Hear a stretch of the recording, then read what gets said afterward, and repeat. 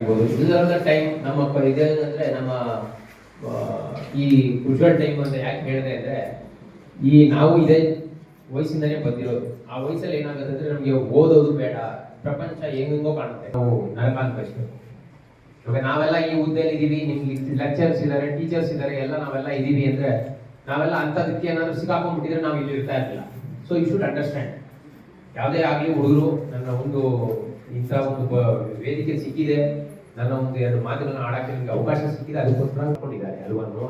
So you should understand that. ನಾವು ಇವನ್ನ ಭವಿಷ್ಯ ರೂಪಿಸ್ಕೊಂಡ್ರೆ ಅವರಿಗೆ ನಾವು ಕೊಟ್ಟಂತ ಒಂದು ಕೃತಜ್ಞತೆ ಅದು. ಅದಕ್ಕಿಂತ ದೊಡ್ಡ ಕೃತಜ್ಞತೆ ಔಟ್ಡೇಟೆಡ್ ಆಗ್ಬಿಡ್ತೀವಿ ಅಂತ ಹೇಳ್ತಾರೆ ಕೆಲವರು. ಹಂಗೆ ಯೂಸ್ ಮಾಡದಿದ್ರೆ ಔಟ್ಡೇಟೆಡ್ ಆಗ್ಬಿಡ್ತೀವಿ ನಾವು. ಇದು ಯೂಸ್ ಮಾಡಿ, ಯಾವುದನ್ನ ಎಷ್ಟು ಯಾವ ಕಾಲದಲ್ಲಿ ಏನೇನು ಎಷ್ಟು ಯೂಸ್ ಮಾಡ್ಬೇಕು ಅಷ್ಟೇ ಯೂಸ್ ಮಾಡಬೇಕು. ಎಲ್ಲೆಲ್ಲೋ ಹೋಗ್ಬಿಟ್ಟು ಈ ಆನ್ಲೈನ್ ಗೇಮಿಂಗ್ ಅದಕ್ಕೆಲ್ಲ ಸಿಕ್ಕಾಕೋಬೇಕು. ಇನ್ಯಾರೋ OTP ಕೇಳಿದ್ರು ಅಂತ OTP ಕೊಟ್ಬಿಡೋದು, ಇನ್ನೇನೋ ಅದು ಯಾರೋ ಫೋನ್ ಮಾಡ್ತಾರೆ. ಮಾಡಿದಾಗ ನಾವು ಆಮೇಲೆ ಪೊಲೀಸ್ ಆಫೀಸರ್ ಇದರಲ್ಲಿ ಕೂತ್ಕೊಂಡು ನೀವು ಇವಾಗ ಇದು ಹೌಸ್ ಇದು ಒಡಿ ಮಾತಾಡ್ತಾರೆ, ಹೌಸ್ ಅರೆಸ್ಟ್ ಮಾಡ್ತಾರೆ.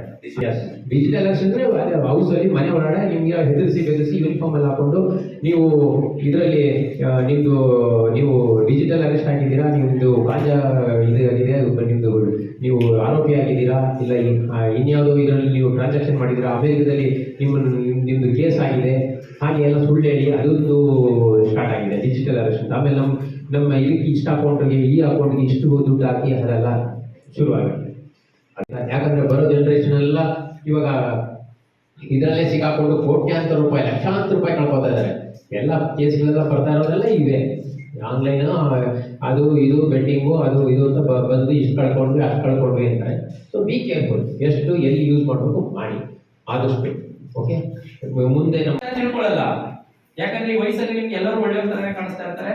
ಅವ್ರು ಏನ್ ಮೆಸೇಜ್ ಮಾಡಿದ್ರೆ ಚಾಟ್ ಮಾಡಿದ್ರೆ ಒಳ್ಳೆಯವ್ರ ತರನೇ ಬಿಂಬಿಸ್ಕೊತಿರೋದು. ನಂಬ್ತಾ ಇರ್ತೀರಿ ಅಂದ್ರೆ ನಮ್ಮ ವಯಸ್ಸು, ಯಾಕಂದ್ರೆ ನಿಮ್ಮ ವಯಸ್ಸನ್ನ ದಾಟ್ ಬಂದಿರೋದು ನಾನು. ಸೊ ಇದ್ರಲ್ಲಿ ಏನ್ ಮಾಡಬಾರ್ದು ಅನ್ನೋದೇನಂದ್ರೆ, ಯಾರು ತಮ್ಮ ಜೀವನ ರೂಪಿಸ್ಕೊಳ್ಳೋ ಕಡೆಗೆ ಗಮನ ಹರಿಸ್ತಾರೋ ಅವ್ರ ಲೈಫ್ ಸಕ್ಸಸ್ ಆಗುತ್ತೆ. ಯಾರು ಅಡ್ಡದಾರಿ ಹಿಡಿತಾರೋ, ಎರಡು ದಾರಿ ಇದೆ, ಒಳ್ಳೆ ದಾರಿ ಒಂದು, ಕೆಟ್ಟ ದಾರಿ ಒಂದು. ಯಾವ ರೂಟನ್ನ ಇಟ್ಕೊಂಡು ಶಿಕ್ಷಕರು ಹೇಳಿದ್ದನ್ನ ಟಾಪಿಕ್ ಓದ್ಕೊಂಡು ನಾವು ಈಗ ಏನ್ ಅವೇರ್ನೆಸ್ ಮೂಡಿಸ್ತಾ ಇದೀವಿ ಅದನ್ನ ತಿಳ್ಕೊಂಡು ಹೋದ್ರೆ ಒಳ್ಳೆ ದಾರಿ ನಡ್ಕೊಂಡು ಹೋಗ್ತಾರೆ.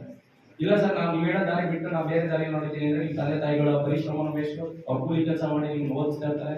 ಇಲ್ಲಿ ಎಷ್ಟೋ ಜನ IAS ಆಗ್ಬೋದು, IPS ಆಗ್ಬೋದು, ಯಾರಿದೆ ಇತ್ತೀಚಿನ ದಿನಗಳಲ್ಲಿ ನೋಡಿ ಸಾಂಪ್ರದಾಯಿಕ ಅಫೆನ್ಸ್ಗಳಿದೆಯಲ್ಲ, ಮತ್ತೆಲ್ಲ ಬ್ಯಾಂಕಿಗೆ ಹೋಗಿ ಅಮೌಂಟ್ ಅನ್ನ ಜಮಾ ಮಾಡ್ತಾ ಇದ್ರು, ಹೌದಲ್ವಾ?